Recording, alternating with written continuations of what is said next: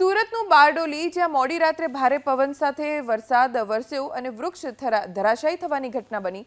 Station વિસ્તારના મુખ્ય માર્ગ પર વૃક્ષ ધરાશાયી થયું, જેના કારણે એક તરફનો રસ્તો બંધ કરવો પડ્યો અને બનાવની નગરપાલિકા તેમજ ફાયર વિભાગની જાણ થતાં વૃક્ષને હટાવવાની કામગીરી શરૂ કરવામાં આવી।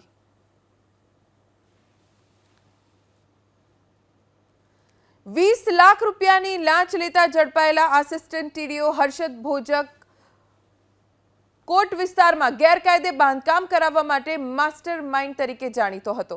જમાલપુર વોર્ડમાં 10 માળનું આખું બિલ્ડિંગ ઊભું કરી દેવાના આરોપસર ઓગસ્ટ 2023માં મ્યુનિસિપલ કમિશનરે તેને શોકોઝ નોટિસ આપીને ખુલાસો માંગ્યો હતો। નિકોલ વોર્ડમાં બાંધકામ સાઇટને લઈને બેદરકારી રાખવા બદલ તેને બીજી વખત શોકોઝ અપાઈ હતી।